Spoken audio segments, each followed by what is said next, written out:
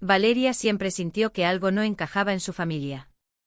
Se esforzaba al máximo para ser una hija ejemplar, obediente, aplicada, siempre buscando una caricia, una mirada de orgullo.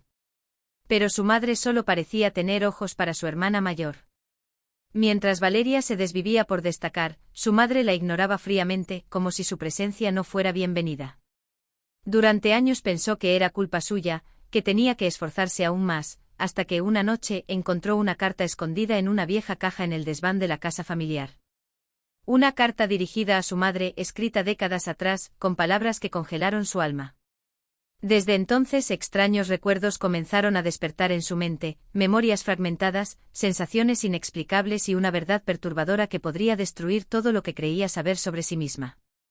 Porque a veces el silencio de una madre esconde algo más que rechazo. Desde que tengo memoria, siempre hice lo imposible porque mi madre me mirara como miraba a mi hermana. No pedía mucho, solo una palabra de cariño, un te quiero que saliera de sus labios sin obligación. Pero no, cada gesto que tenía conmigo era frío, medido, casi mecánico. Mientras que con mi hermana Clara, todo era dulzura, ternura, orgullo. A veces la observaba desde el pasillo, escondida, viendo cómo mamá le acariciaba el cabello, cómo le preparaba su postre favorito o cómo reía con ella en la cocina. Y entonces me preguntaba qué estaba haciendo mal. Me decía, Valeria, tal vez si te esfuerzas más, si sacas mejores notas, si ayudas más en casa, algún día te va a querer igual. Pero no importaba lo que hiciera. Siempre era invisible a sus ojos. Como si yo no fuera parte de la misma historia. Como si hubiera algo en mí que le molestaba profundamente, algo que yo misma no podía entender. Pasé toda mi infancia creyendo que el problema era mío.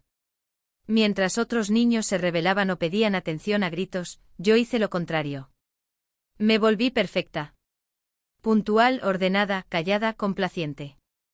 Siempre decía sí, aunque por dentro gritara no.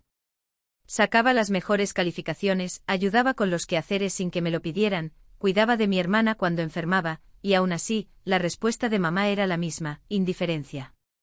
Y lo más cruel es que no era odio. No. Era algo peor. Era como si yo simplemente no existiera. Como si hubiera una barrera invisible entre nosotras que yo no lograba atravesar. Papá, en cambio, era más neutral. Me saludaba con cariño, me felicitaba de vez en cuando, pero también evitaba hablar mucho sobre el tema. Como si supiera algo y prefiriera callar. Como si él también cargara un secreto que no debía ser dicho en voz alta. Todo esto empezó a dolerme más cuando cumplí 14 años. Fue entonces cuando empecé a notar ciertos detalles, gestos que pasaban desapercibidos para los demás, pero no para mí. Como el hecho de que mamá nunca colgaba mis dibujos en la nevera, aunque los de Clara estuvieran enmarcados. O que cuando enfermaba me dejaba sola en la habitación, mientras que con Clara dormía a su lado, tomándole la mano. Incluso en las fotos familiares, yo salía en las esquinas, casi cortada, mientras mi hermana ocupaba el centro, abrazada por ambos. Y aunque intentaba no darle importancia, cada pequeño detalle se convertía en una herida silenciosa. Empecé a escribir en un diario. Allí, en páginas manchadas de tinta y lágrimas, dejaba salir todo lo que no podía decir en voz alta. Mi rabia, mi tristeza, mis preguntas. ¿Qué hice mal? ¿Por qué no me quiere? Porque siento que no pertenezco aquí. A los 16 años, algo dentro de mí cambió. Me cansé de buscar su aprobación. Empecé a poner distancia. Ya no le contaba cómo me sentía. Ya no me esforzaba por llamar su atención. Pero el dolor seguía ahí, como una sombra constante. Y lo peor es que nadie hablaba de eso. Era como un pacto de silencio en la familia. Todos veían la diferencia en el trato, pero nadie decía nada. Hasta que un día ocurrió algo que nunca podré olvidar. Estábamos limpiando el desván de la casa, un lugar al que rara vez subíamos, porque mamá quería tirar cajas viejas.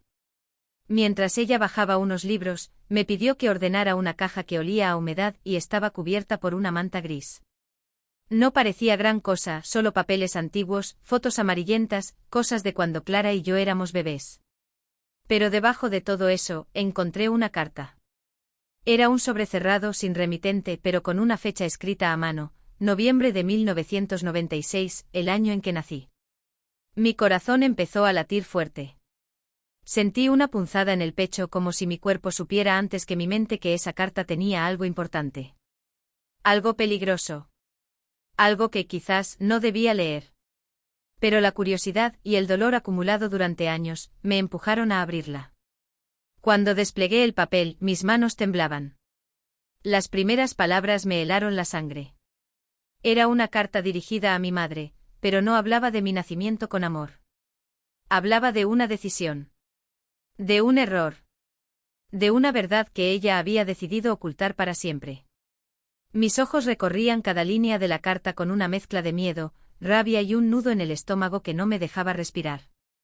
La letra era temblorosa, como escrita con urgencia o culpa. No había firma, solo un perdóname al final. Las primeras frases me hicieron sentir como si el suelo se abriera bajo mis pies. No sé si algún día vas a poder perdonarme por lo que hice. Pero no podía tenerla. No podía criar una hija que no fue deseada, mi mente entró en caos. ¿De quién hablaba? ¿De mí? Seguí leyendo con los dedos entumecidos. Clara no lo entendería jamás. Ella piensa que su hermanita nació del amor, pero tú sabes que eso no es verdad. Esa niña nunca debió llegar. Pero igual llegó. Y decidí quedarme con ella, aunque nunca pude sentir por ella lo mismo que siento por Clara. Sentí como si alguien me hubiera dado una bofetada.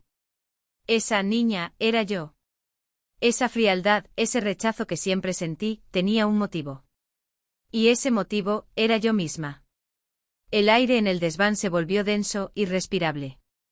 Cerré la carta con manos trémulas, la guardé en el bolsillo de mi suéter y bajé como pude. Mamá ya estaba en la cocina, como si nada pasara. Me preguntó si había encontrado algo útil. Yo apenas pude responder. Asentí con la cabeza y dije que solo había basura. Pero por dentro, algo se rompió para siempre. Esa noche no pude dormir. Releí la carta 10 veces, buscando entender cada palabra, cada espacio en blanco. Recordé momentos de la infancia que siempre me habían dolido, y ahora cobraban un nuevo sentido. La mirada lejana de mamá, su tono seco, el desinterés en mis logros, no era mi imaginación. Era real. Yo nunca fui deseada. Nunca fui amada. Solo tolerada. Ocupaba un lugar que no me correspondía, en una casa que nunca fue realmente mía. La última página estaba escrita con una caligrafía casi ilegible. Hay algo en esta casa. Algo que me observa cada noche. Ya no sé si dejarte fue lo correcto. Pero tengo miedo. No sé si te llevé a un lugar seguro, o a algo mucho peor. Debajo de esa frase, un dibujo infantil. Una figura con cabello largo, ojos oscuros y una muñeca en las manos. En ese momento supe que lo que estaba ocurriendo no era nuevo. Supe que esa presencia no había llegado conmigo, ya estaba allí.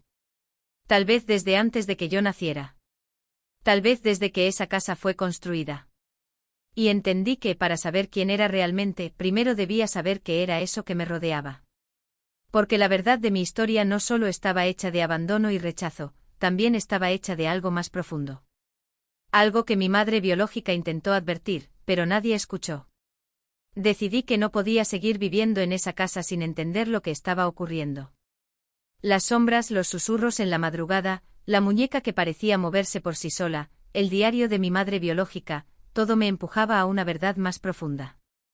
Una verdad que, tal como la herida emocional que cargaba desde niña, había sido silenciada generación tras generación. Tomé el diario, la carta y la muñeca, y fui a hablar con la única persona que podía tener respuestas, mi abuela materna. Hacía años que no la veía. Vivía en un pueblo a pocas horas de distancia, en una casa antigua, silenciosa, llena de retratos hecheiro de flores secas. Al principio dudó en recibirme. Pero cuando vio la muñeca en mis manos, su rostro se desfiguró de miedo. Esa muñeca no debía estar contigo, murmuró con los ojos llenos de algo que no supe si era culpa o terror. Le mostré el diario, le hablé de las cosas que estaban ocurriendo. Entonces me contó lo que nadie nunca quiso decirme. Me habló de ella. La presencia. La sombra. Según mi abuela, todas las mujeres de nuestra familia habían sentido lo mismo. Una figura que aparecía cuando había una pérdida, un abandono, un dolor no sanado entre madre e hija. Como si esa cosa se alimentara del amor que no se da, de las palabras que no se dicen, de la ausencia de afecto. Me dijo que mi madre también había sido rechazada por la suya. Y que lo mismo le ocurrió a su madre. Una cadena interminable de hijas que crecieron sintiéndose insuficientes, invisibles, heridas. Y en cada generación, esa presencia aparecía, manifestándose de formas diferentes, sueños, voces, espejos, y la muñeca. La muñeca, según ella, era un símbolo. Una ofrenda. Un canal. Pasaba de una hija rechazada a otra. No era solo un juguete. Era un recipiente para todo o que nunca foi dito. Toda a dor, o medo, a raiva. Era o rosto do que foi silenciado.